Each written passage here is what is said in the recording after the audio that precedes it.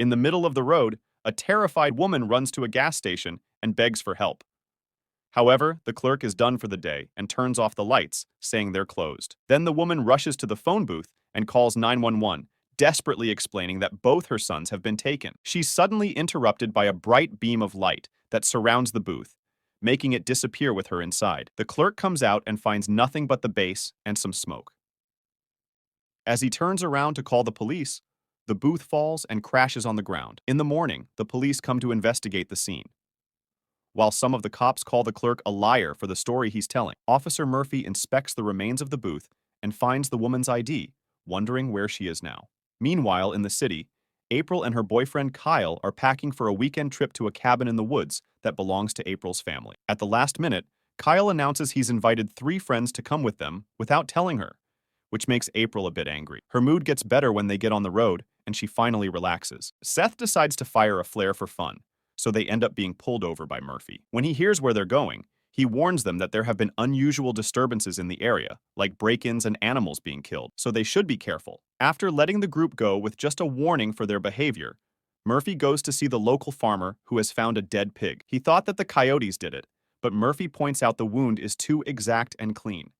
It's the same mutilation he's been seeing on all the animals in the area. As soon as the group makes it to the cabin, they start having some fun with alcohol in the pool. After a few hours of fooling around, Mel takes her dog out for a walk and April goes with them. The girls chat while they enjoy the scenery, but suddenly the dog hears something and starts barking as it runs away. The girls follow the barking to an area blocked by a fence with a creepy scarecrow, but they ignore the anti-trespassers signs and cross it anyway. As they look around, they find some tents holding a bunch of Mary Jane plants, and Mel gets so excited that she tries stealing some. Soon, the dog returns to them, only to be followed by the property owner, who threatens them with an axe. The girls try to explain they just were looking for the dog and that they're staying in the cabin. Hearing about the cabin makes the man realize he knows April.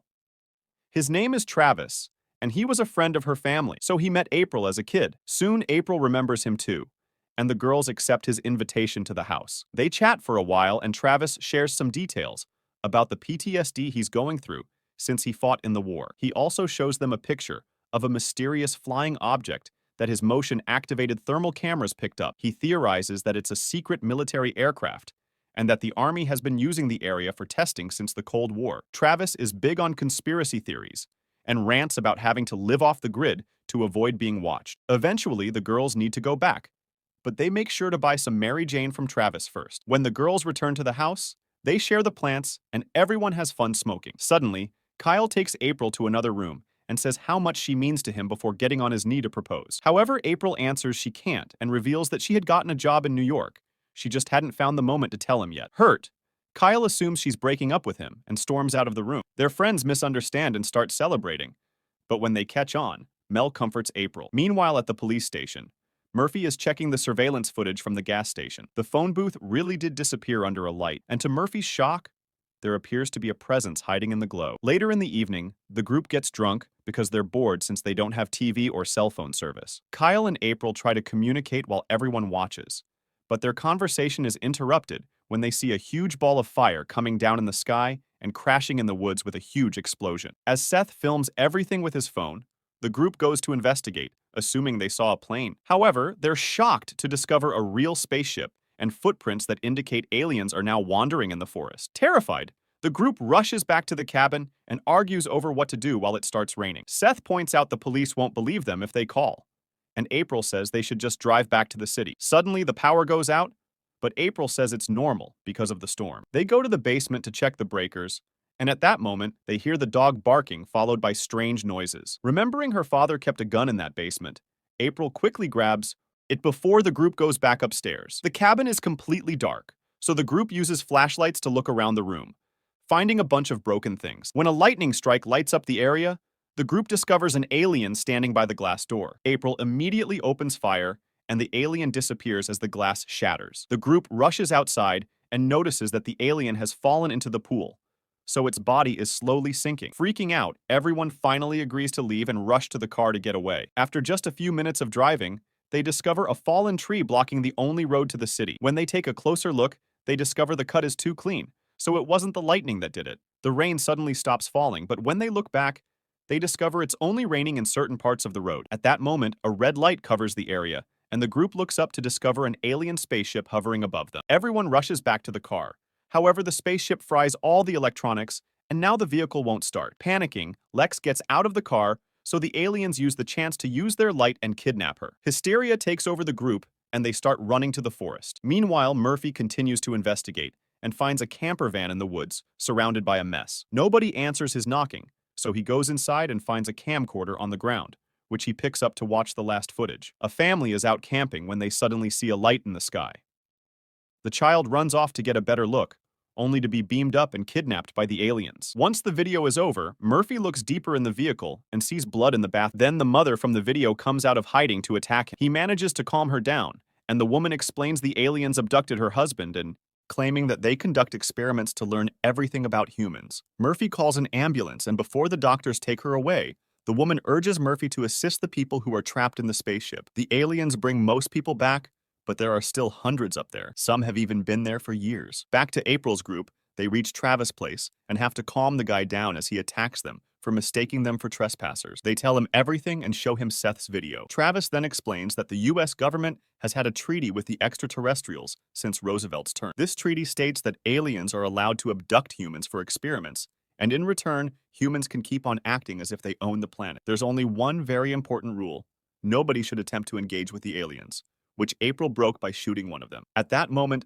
Mel notices something on the radar, and Travis confirms that it's the spaceship, which quickly disappears from the screen. Travis says that means it landed. Suddenly, the lights go out, so everyone starts running except for Travis, who tells them how to get back to their cabin while he stays to fight. He finds a hole in one of his tents, and as soon as he hears the alien moving in the darkness, he opens fire. There's no alien body around, so next Travis hides under a table and looks around with his flashlight. When he sees the alien jump above him, he opens fire again and hears the creature's body fall before some nasty alien goo falls on his face. Thinking it's over, Travis comes out of hiding, only for another alien to grab him. In the meantime, April's group makes it to the cabin and starts boarding up all the windows. A strange noise can be heard outside, and April peeks through the peephole only to find an alien standing at their doorstep at the same time that very bright lights shine through the windows. Seth panics and opens fire, almost hitting Murphy and his partner Mitchell when they suddenly burst in. The cops immediately handcuff Seth and interrogate the group, not believing their story when they smell the Mary Jane in the room. To prove it,